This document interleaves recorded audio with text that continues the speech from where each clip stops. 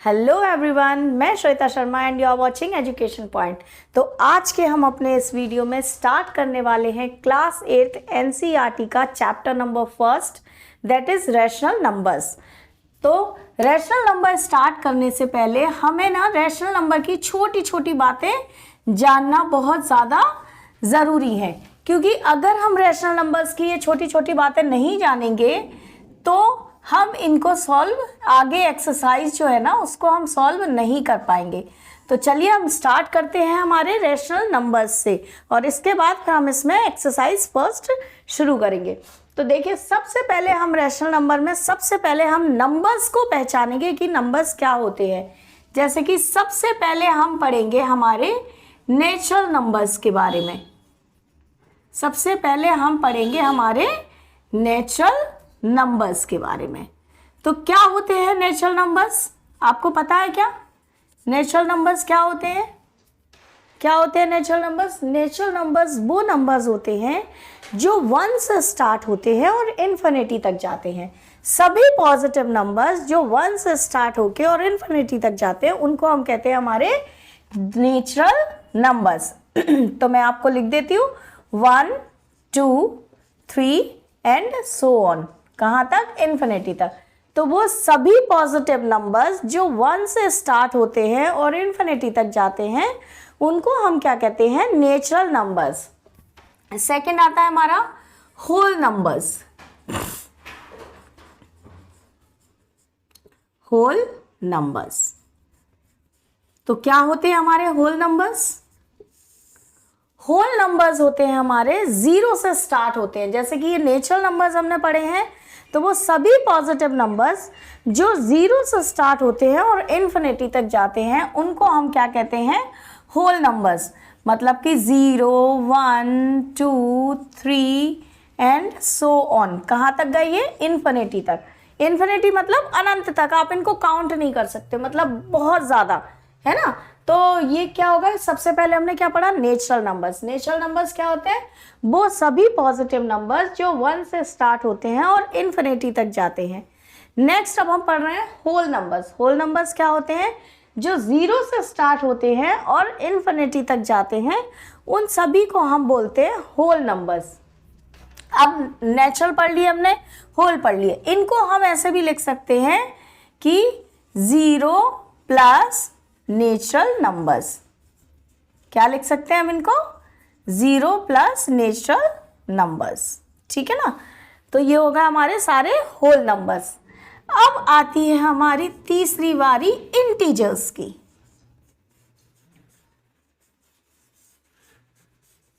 Next turn आती है हमारी इंटीजर्स की। तो अभी हमने सारे पॉजिटिव नंबर्स पढ़े थे, 1 से स्टार्ट हो रहे थे, फिर हमारे 0 से स्टार्ट हो रहे थे। अब हम पढ़ेंगे इंटीजर्स। तो इंटीजर्स क्या होते हैं? वो सभी पॉजिटिव और नेगेटिव नंबर्स जो कि हम लिखते हैं नंबर लाइन पे। जैसे कि ये देखिए, ये हमारा 0 है, इस साइड चलते हैं हम तो हमारे सारे नंबर माइनस में होते हैं। ठीक है ना। इस साइड जब हम चलते हैं तो हमारे सारे नंबर्स कहाँ होते हैं? माइनस में होते हैं। ठीक है ना, इन्फिनिटी तक। और ऐसे ही हमारे इस साइड जो नंबर्स होते हैं वो सारे कैसे होते हैं? पॉजिटिव में होते हैं। ठीक है ना। तो ये सभी नेगेटिव और पॉजिटिव नंबर्स मिलके क्या बनाते हैं? इंटीजर्स। तो all the negative and positive numbers combine together to make integers. मतलब सभी नेगेटिव नंबर्स, सभी पॉजिटिव नंबर्स मिलके क्या बनाते हैं? इंटीजर्स। मतलब कि देखो, होल नंबर्स भी हो गए इसमें, नेचुरल नंबर्स भी हो गए इसमें, है ना, और सभी नेगेटिव नंबर्स।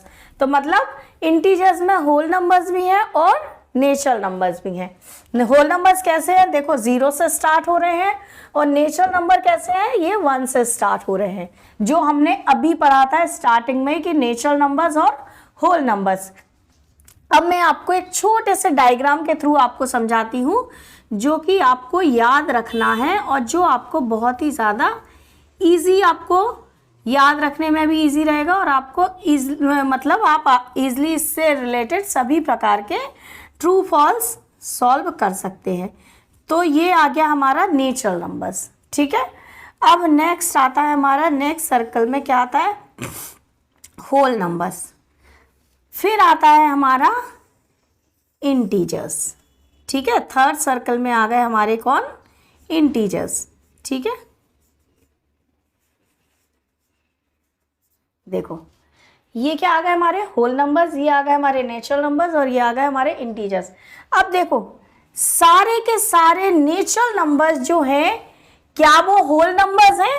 बिल्कुल है, क्योंकि सारे के सारे नेचुरल नंबर्स जो है, सारे नेचुरल नंबर्स जो है वो होल नंबर है। बिल्कुल है, देखो सारे नेचुरल नंबर होल नंबर्स हैं, बिल्कुल है, 101% है।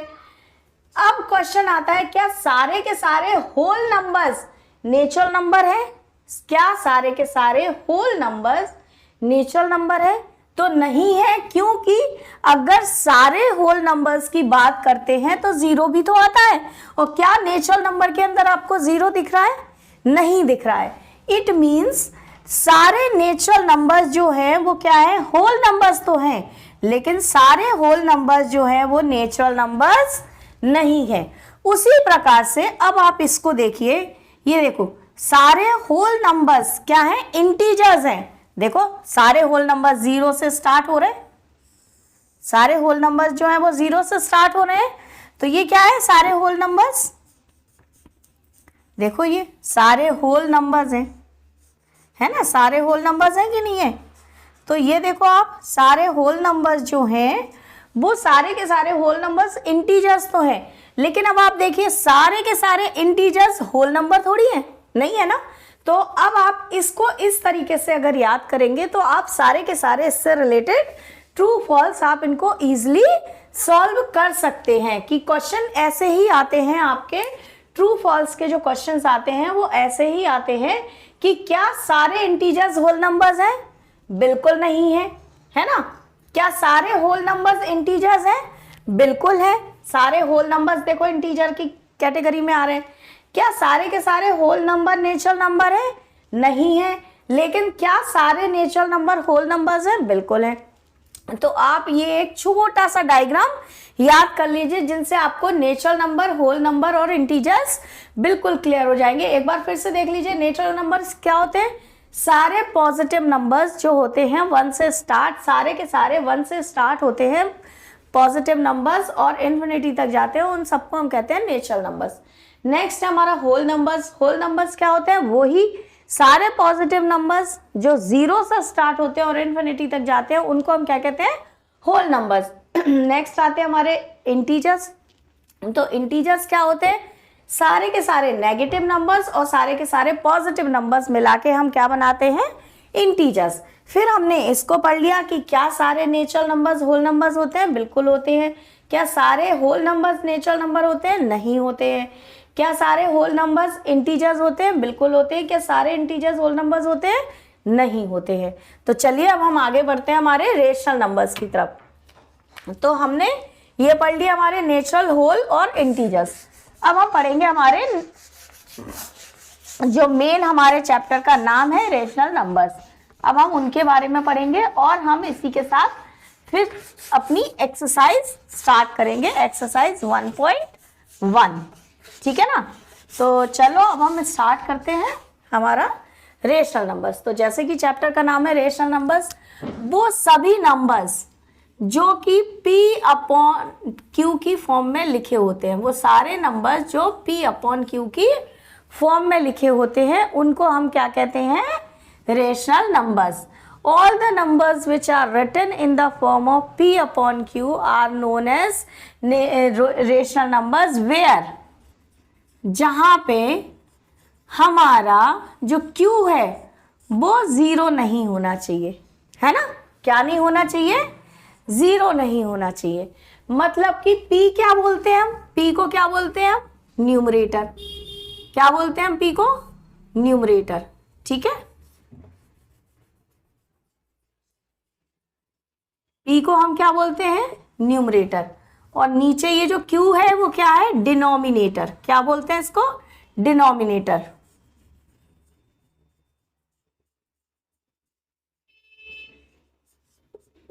डिनोमिनेटर।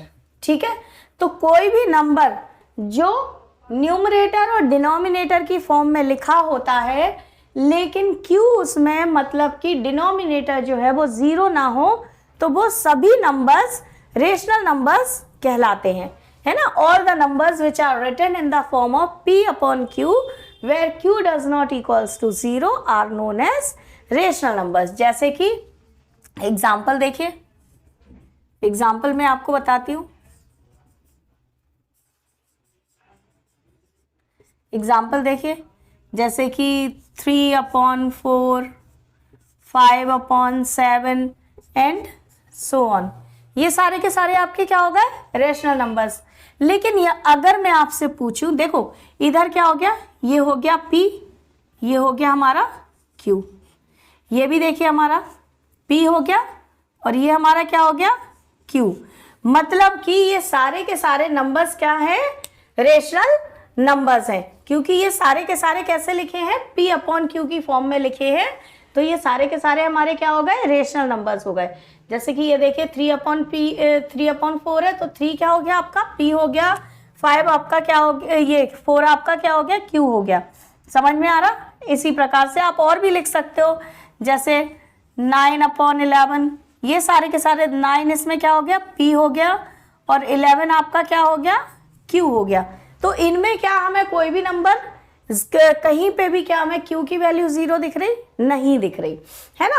अब मैं आपसे पूछूं कि क्या आप मुझे बताइए 2 रेशनल नंबर है? बिल्कुल है, क्योंकि जब भी किसी के नीचे कुछ नहीं होता है, हम उसके नीचे अंडरस्टूड है मान लेते हैं ये कि उसके नीचे 1 लिखा हुआ है, मतलब कि हमारा 2 क्या हो गया, p हो गया, और 1 क्या हो गया हमारा, q हो गया। बात समझ में आ गई। तो कोई भी नंबर अगर ऐसे भी लिखा है आपका 3, 4, 5, 6, तो वो सारे के सारे क्या है, रेशनल नंबर है, क्योंकि उनके नीचे अंडरस्टूड है 1 लिखा हुआ है। ये भी बात समझ में आ गई। अब देखिए, जैसे कि उन्होंने कहा है कि q नीचे नहीं होना चाहिए, मतलब q जो है वो जीरो नहीं होना चाहिए, है ना। अगर मैं लिख दूं कोई भी नंबर 5/0, तो क्या ये रेशनल नंबर है, नहीं है, है ना, क्योंकि देखो ये क्या हो गया p और ये क्या है q। अब देखिए इधर q क्या आ गया, जीरो आ गया ना, और हमारी रेशनल नंबर की टर्म्स एंड कंडीशंस क्या कहती हैं कि q जो है वो जीरो नहीं होना चाहिए, मतलब कि q does not equals to zero. और यहाँ पे देखो ये q जीरो आ गया, मतलब कि ये रेशनल नंबर नहीं है, क्योंकि जब भी हम किसी भी नंबर के नीचे किसी भी डिजिट के अपॉन में जब हम जीरो लिख देते हैं, तो उसकी वैल्यू हो जाती है इन्फिनिटी। क्या हो जाती है उसकी वैल्यू, इन्फिनिटी। अगर हम इसको ऐसे लिख दें 0/5, तो क्या ये रेशनल नंबर है, बिल्कुल है, क्योंकि ये हो गया आपका p और ये हो गया आपका q। तो उन्होंने मतलब रेशनल नंबर की कंडीशन क्या है कि q जीरो नहीं होना चाहिए, p तो कुछ भी हो सकता है, तो p हमारा जीरो है और जो q है वो 5 है, मतलब कि ये क्या हमारा रेशनल नंबर है, बिल्कुल है। समझ गए। तो जब किसी भी कभी भी जीरो के अपॉन में कोई नंबर होता है, मतलब 0 समथिंग होता है, उसकी वैल्यू जीरो होती है, लेकिन जब भी समथिंग अपॉन जीरो होता है तो उसकी वैल्यू क्या होती है, इन्फिनिटी होती है। तो इतनी बात आपको क्लियर हो गई कि 5/0 जो है, 5 वहां पे p हो गया और 0 वहां पे q हो गया, मतलब कि q की वैल्यू जीरो नहीं होनी चाहिए। इट मीन्स ये क्या हो गया आपका, इन्फिनिटी बन गया, इसलिए ये रेशनल नंबर नहीं है। और 0 समथिंग जीरो होता है, मतलब 0 हमने p मान लिया और ये 5 को हमने क्या मान लिया, q हो गया। तो ये क्या है, q तो हमारा जीरो नहीं होना चाहिए, p तो हमारा कुछ भी हो सकता है, तो ये हमारा रेशनल नंबर्स में काउंट होता है। तो अब आपको, आई होप कि आपको रेशनल नंबर्स, नेचुरल नंबर्स और ये सारे ये होल नंबर्स, नेचुरल नंबर्स और इंटीजर्स क्लियर हो चुके होंगे। अब हम छोटी सी रेशनल नंबर्स की प्रॉपर्टीज देख लेते हैं, क्योंकि उन पे बेस्ड आपके सभी प्रकार के क्वेश्चंस आने वाले हैं। तो अब हम रेशनल नंबर्स की कुछ प्रॉपर्टीज देख लेते हैं।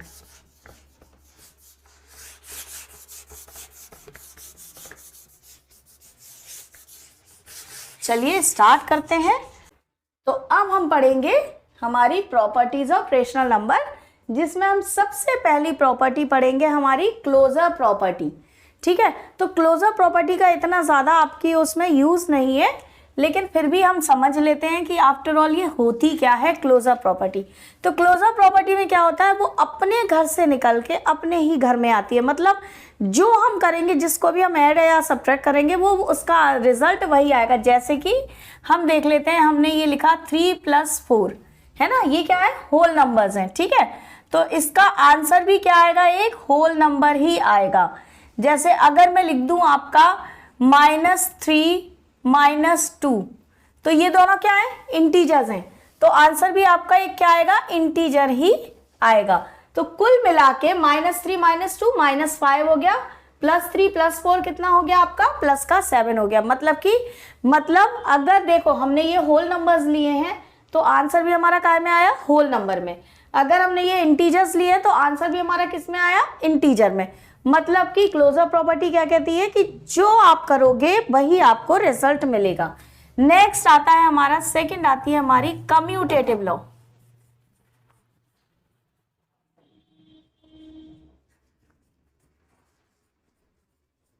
कम्यूटेटिव प्रॉपर्टी, ठीक है ना, कम्यूटेटिव प्रॉपर्टी। अब कम्यूटेटिव प्रॉपर्टी हमारी क्या कहती है, कम्यूटेटिव प्रॉपर्टी हमारी कहती है कि हमें ऑर्डर से कोई चेंज नहीं, ऑर्डर से हमें कोई फ़र्क नहीं पड़ता है। आप हमारा ऑर्डर भले ही चेंज कर दें, आप हमारी जगह भले ही चेंज कर दें, लेकिन हमारा आंसर वही का वही रहेगा। जैसे कि अगर मैं लिख दूं a + b, अगर a + b दिया हुआ है तो हम उसको क्या लिख सकते हैं, b + a भी लिख सकते हैं, आंसर वही रहेगा। जैसे कि 3 + 2 या 2 + 3, आंसर हमारा दोनों ही कंडीशन में सेम आएगा। मतलब कि कितना आएगा, 5 आएगा।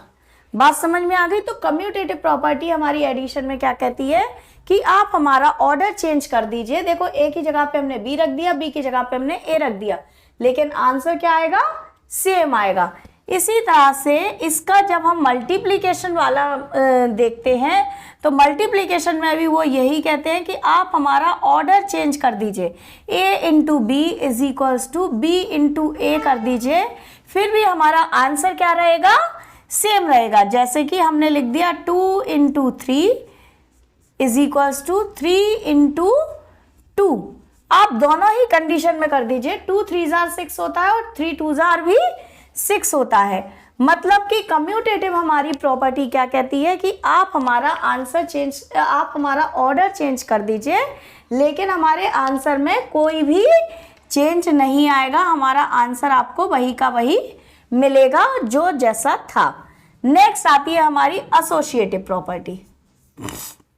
Associative property,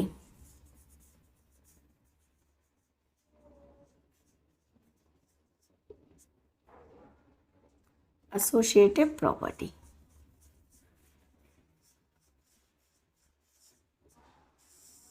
associative. अब देखो कम्यूटेटिव प्रॉपर्टी के पास 2 नंबर्स होते थे। ठीक है, कम्यूटेटिव प्रॉपर्टी जो थी उसके घर में 2 मेंबर्स होते थे, a और b। मतलब खाली 2 लोग थे, भाई बहन थे, मम्मी पापा थे, कुछ भी समझ लो, खाली 2 लोग थे। अब ये जो हमारी एसोसिएटिव प्रॉपर्टी आती है, इसमें 3 लोग हो गए। मतलब कि साथ में मम्मी पापा भी हो गए, एक कोई बच्चा भी हो गया, है ना। तो अब आप देखिए एसोसिएटिव फैमिली में, एसोसिएटिव प्रॉपर्टी में 3 लोग हैं। मतलब जब भी अगर 3 की बात होगी तो वहां पे क्या आएगा, एसोसिएटिव प्रॉपर्टी आएगी। कम्यूटेटिव प्रॉपर्टी सिर्फ 2 के लिए लगेगी। तो देखो एसोसिएटिव प्रॉपर्टी हमारी क्या कहती है, एसोसिएटिव प्रॉपर्टी हमारी कहती है कि अगर मान लो ऐसे लिखा हुआ है ना, a+ ऐसे लिखा हुआ है a+, और अगर मान लो ऐसे लिखा हुआ है ब्रैकेट में b + c, समझ में आ गया क्या लिखा हुआ है, a+ in bracket b + c। तो हम इसको ऐसे भी लिख सकते हैं, a + b और c को बाहर निकाल दो। आंसर उन्होंने कहा है क्या कि वही आएगा, करके देख लेते हैं, है ना। तो A को हमने 2 मान लिया है ना, B को हमने क्या मान लिया 3 मान लिया और C को हमने क्या मान लिया 4 मान लिया। ठीक है, वहीं पे हमने फिर A को हमने क्या माना था 2 माना था, B को हमने क्या माना था 3 माना था और C को हमने क्या माना था 4 माना था। ठीक है, अब देखो दोनों तरफ आंसर क्या सेम आ रहा है क्या, देखते हैं। तो 3 और प्लस 4 7, देखो 2 प्लस 3 प्लस 4 कितना होता है 7 इज इक्वल्स टू, है ना। अब इधर देखो कितना आ रहा 2 प्लस 3 5 और प्लस 4, है ना। अब ये देखो 7 प्लस 2 कितना आ गया 9 और इधर भी कितना आ गया 5 प्लस 4 9।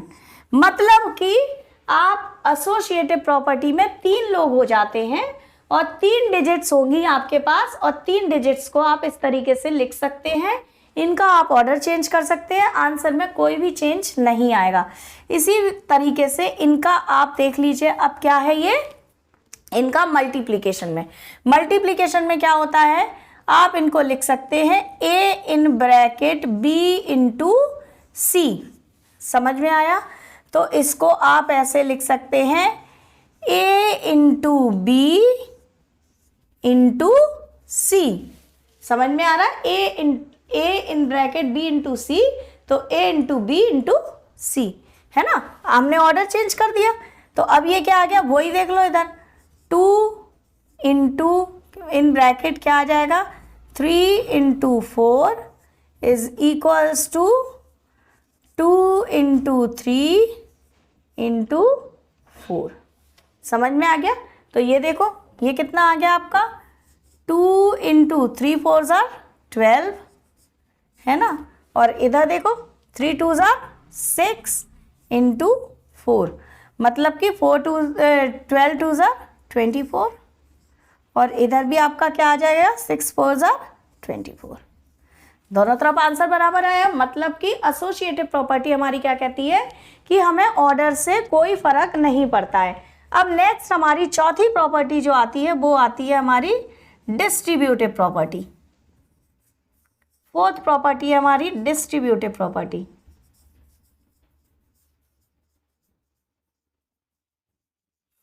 डिस्ट्रीब्यूटिव